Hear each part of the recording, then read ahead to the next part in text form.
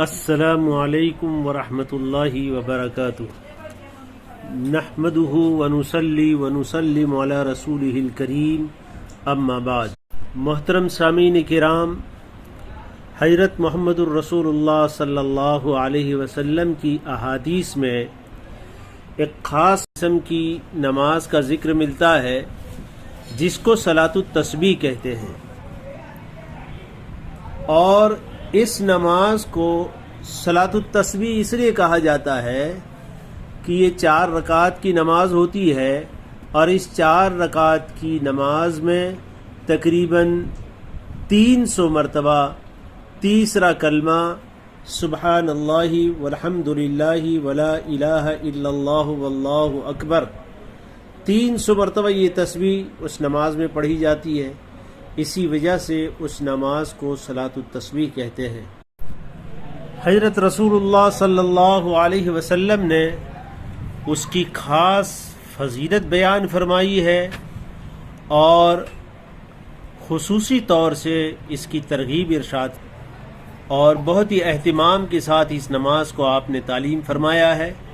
چنانچہ حدیث پاک میں وارد ہے، حضور اقدس صلی اللہ علیہ وسلم نے ایک موقع پر اپنے چچا جان حضرت عباس رضی اللہ تعالیٰ عنہ سے ارشاد فرمایا، کیا اے عباس، اے میرے چچا، کیا میں تمہیں ایک عطیہ کروں، ایک بخشش کروں، ایک چیز بتاؤں، تمہیں 10 چیزوں کا مالک بناؤں؟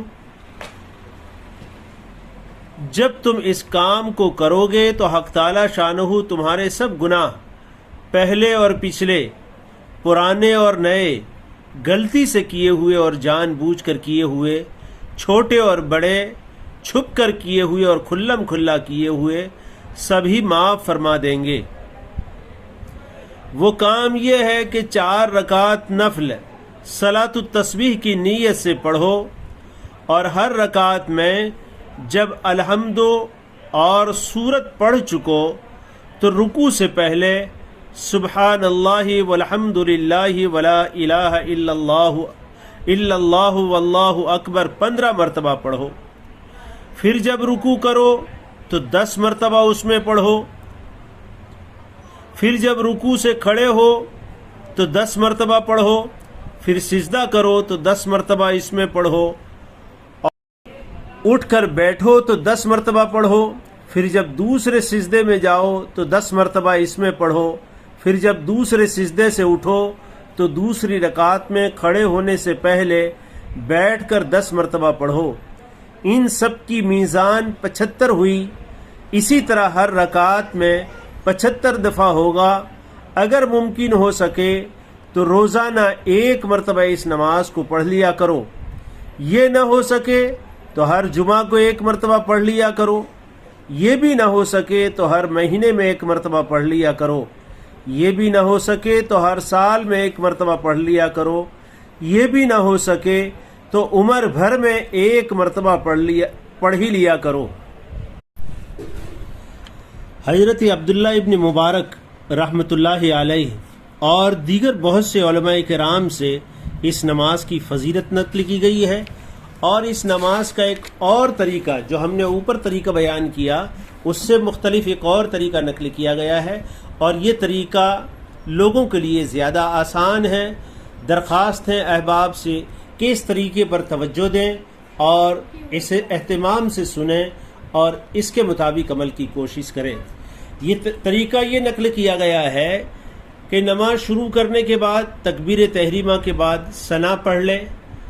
ثنا پڑھنے کے بعد الحمد شریف پڑھنے سے پہلے 15 مرتبہ ان کلمات کو، یعنی سبحان اللہ والحمد للہ ولا الہ الا اللہ واللہ اکبر، اس کو 15 مرتبہ پڑھ لے۔ پھر اعوذ باللہ اور بسم اللہ پڑھ کر الحمد شریف پڑھے، اور پھر کوئی سورت ملا لے۔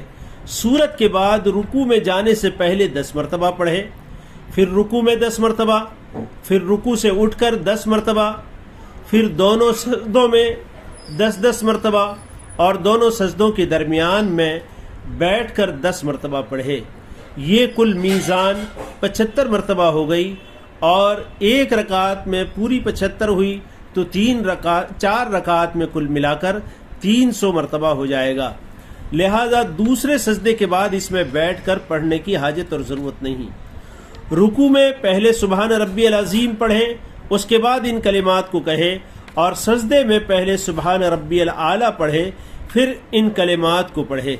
حضور اقدس صلی اللہ علیہ وسلم سے یہ طریقہ بھی نقل کیا گیا ہے، اور یہ طریقہ بہت آسان ہے، اس لیے اہتمام اس طریقے کے ساتھ بھی ہم کر سکتے ہیں.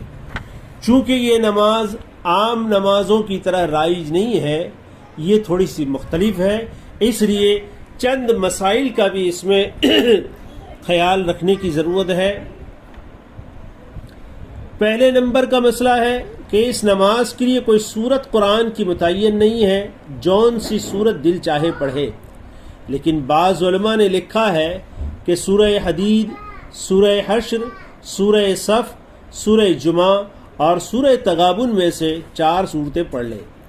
بعض حدیثوں میں 20 آیتوں کی بقدر آیا ہے، اس لیے ایسی صورتیں پڑھے جو 20 آیتوں کے قریب قریب ہو. بعض حضرات نے اذا زلزلت، والعادیات، تکاثر، والعصر، کافرون، نصر اور اخلاص لکھا ہے کہ انہی میں سے پڑھ لیا کریں. دوسری بات جو ذہن میں رکھنے کے قابل وہ یہ ہے کہ ان تسبیحات کو زبان سے ہرگز نہ گنیں. زبان سے گننے سے نماز ٹوٹ جائے گی. انگلیوں کو بند کر کے گننا اور تسبیح ہاتھ میں لے کر اس پر گننا جائز ہے، مگر یہ بھی مکروہ ہے. بہتر یہ ہے کہ انگلیاں جس طرح اپنی جگہ پر رکھی ہوں ویسے ہی دباتا رہے. تیسرے نمبر کی بات جو ذہن میں رکھنے کی ہے، اگر کسی جگہ تسبیح پڑھنا بھول جائے تو دوسرے رکن میں اس کو پورا کر لے. البتہ بھولے ہوئے کی قضا رکوع سے اٹھ کر اور 2 سجدوں کے درمیان نہ کرے. اسی طرح پہلی اور تیسری رکعت کے بعد اگر بیٹھے تو ان میں بھی بھولے ہوئے کی قضا نہ کرے، بلکہ صرف ان کی ہی تسبیحات پڑھے، اور ان کے بعد جو رکن ہو اس میں بھولی ہوئی بھی پڑھ لے. مثلا اگر رکوع میں پڑھنا بھول گیا تو ان کو پہلے سجدے میں پڑھ لے. اسی طرح پہلے سجدے کی دوسرے سجدے میں اور دوسرے سجدے کی دوسری رکعت میں کھڑے ہو کر پڑھ لے، اور اگر رہ جائے تو آخری قاعدے میں التحیات سے پہلے پڑھ لے. چوتھے نمبر کی بات، اگر سجدہ سہو کسی وجہ سے پیش آ جائے تو اس میں تسبیح نہیں پڑھنا چاہیے، اس لیے کہ مقدار 300 ہے، وہ پوری ہو چکی ہے. ہاں اگر کسی وجہ سے اس مقدار میں کمی رہی ہو تو سجدہ سہو میں پڑھ لے. بعض احادیث میں آیا ہے کہ التحیات کے بعد سلام سے پہلے یہ دعا پڑھے: اللہم انی اسألک توفیق اہل الہدی واعمال اہل الیقین ومناصحۃ اہل التوبۃ وعزم اہل الصبر وجد اہل الخشیۃ وطلب اہل الرغبۃ وتعبد اہل الورع وعرفان اہل العلم حتی اخافک.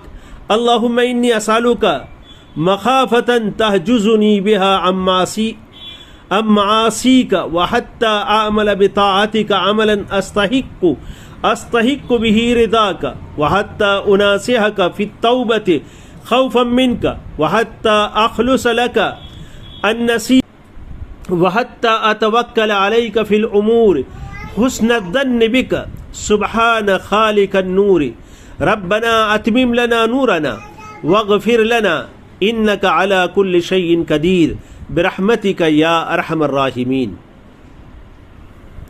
اس نماز کا اوقات مکروہہ کے علاوہ باقی دن رات کے تمام اوقات میں پڑھنا جائز ہے، البتہ زوال کے بعد پڑھنا زیادہ بہتر ہے، پھر دن میں کسی وقت، پھر رات کو. بعض احادیث میں صوم کلمے کے ساتھ لا حول کو بھی ذکر کیا گیا ہے، اس لیے اگر کبھی کبھی اس کو پڑھ لے تو اچھا ہے. وآخر دعوانا ان الحمد للہ رب العالمین.